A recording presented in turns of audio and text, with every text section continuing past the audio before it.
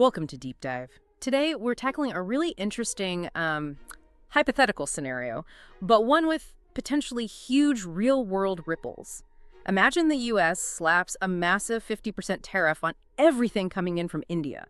We want to unpack what that actually means, who really ends up paying, and how would different parts of the Indian economy, well, how would they feel the pinch?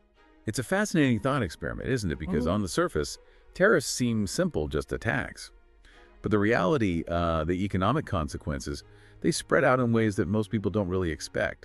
We'll be looking at that sort of economic dance between the two countries and, crucially, how it hits regular people and businesses. Okay, yeah, let's dive right in and figure out what the actual impact would look like for both sides. So first off, just to be clear, this tariff, it's basically a tax, right? Levied by the U.S. government on goods imported from India. Exactly. It's a tax collected at the U.S. border. And legally, technically, the bill goes to the American company importing the goods. They're the ones who have to write the check to Uncle Sam. Ah, okay. But that's where it gets interesting, because just because they legally pay it doesn't mean they actually bear the cost, does it? Precisely. That legal obligation is just the starting point. Yeah. The importers, well, they rarely just eat a 50% cost increase. That's huge. So they have to pass it on somehow. And how does that usually happen? Well, there are two main ways, really. One is pretty straightforward. They raise prices for American consumers.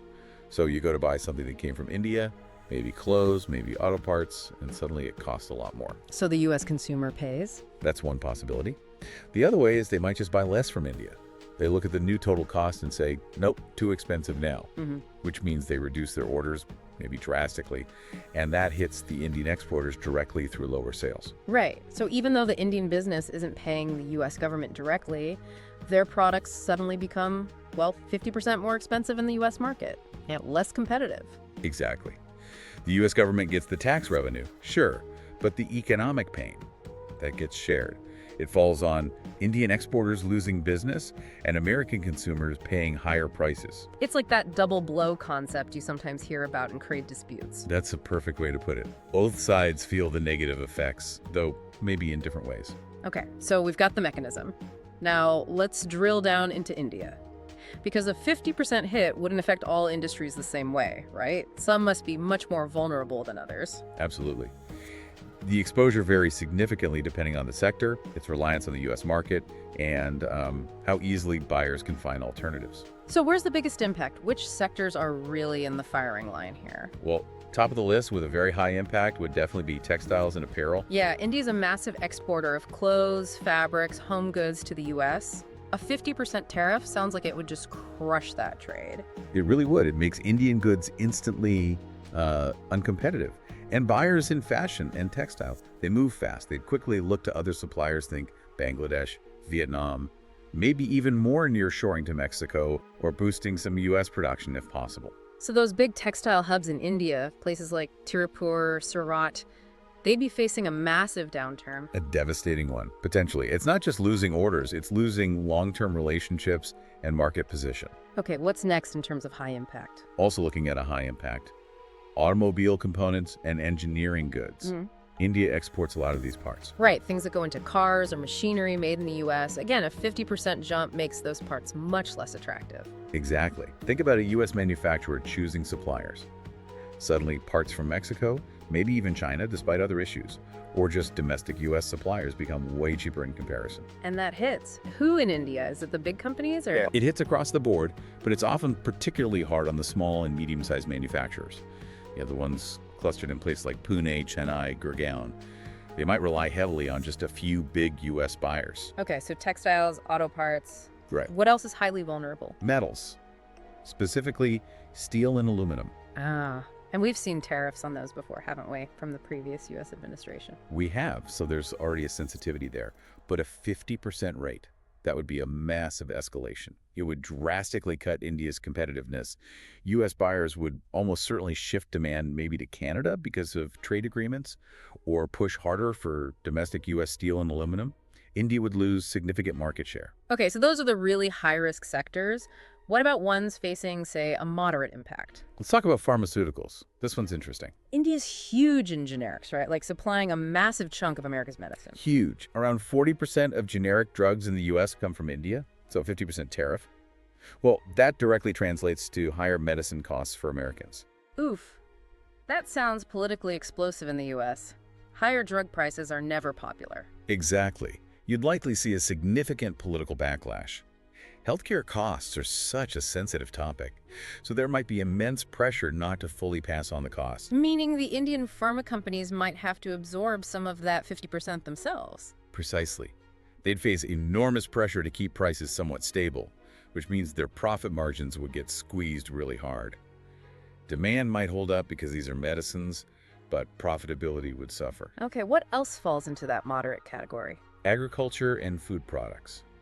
Things like India's basmati rice, spices, seafood, tea, popular exports. Those would get more expensive in US supermarkets. Yep.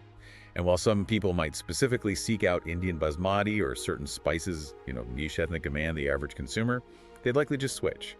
If another type of rice or spices from a different country are suddenly much cheaper, overall sales for Indian products would definitely drop. Value matters at the grocery store. Makes sense. And what about jewelry and gems? India's a big player there too. A global leader, especially in diamond cutting and processing, plus finished jewelry. This falls into, let's say, medium to high impact. Why medium to high? Well, U.S. buyers would definitely look for alternatives to avoid that 50% markup. For standard, bulk items, orders would likely plummet. Maybe some really unique, high-end designer pieces might still find buyers willing to pay the premium, but the bread and butter of the industry, the volume business, would take a significant hit. Okay, that covers quite a range. Is there anything relatively less affected? The main one, usually considered less directly impacted, is IT services and outsourcing.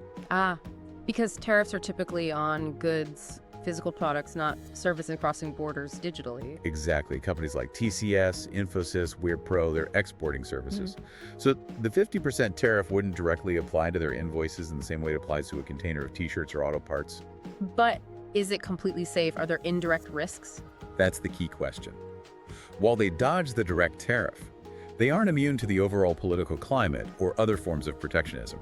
You could see, for example, tighter rules on H-1B visas, making it harder to send staff to the U.S., or maybe restrictions on government contracts being outsourced, or even just increased political rhetoric against offshoring jobs. So non-tariff barriers could still bite even if the direct tariff doesn't apply. Precisely.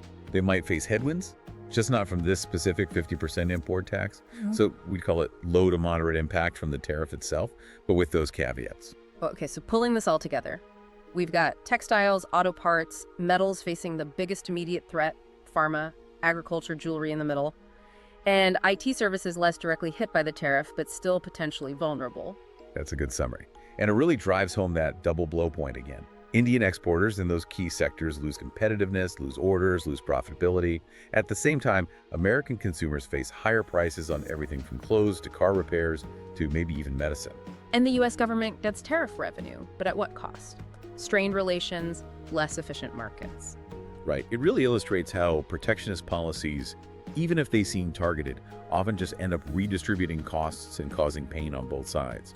It's rarely a clean win for anyone, except maybe very specific domestic industries that are being protected, but even then, the overall economy might suffer. So for India, facing this kind of hypothetical threat, what's the big strategic takeaway? Diversification, urgently, especially for those sectors like textiles and auto parts that are heavily reliant on the U.S. market. It means actively seeking out and developing other export markets in Asia, Europe, Africa, Latin America. It also means trying to boost domestic demand within India itself, and maybe focusing on moving up the value chain, making more specialized, high-value goods that are less price-sensitive.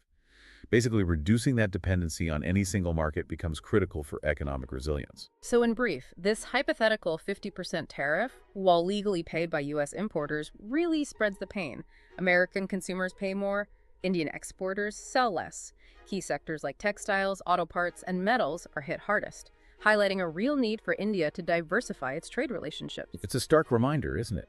In our interconnected global economy, trade actions have reactions, often far-reaching and shared, even if not shared equally. Understanding these knock-on effects is so important. Absolutely. And it leaves us with something for you, our listeners, to think about. If this kind of scenario were to happen, how might consumers and businesses adapt over the longer term? Beyond just switching suppliers, what deeper shifts in global supply chains could such a major tariff shock accelerate? Lots to consider there. All the best, and we will meet again with another important subject in the next meeting.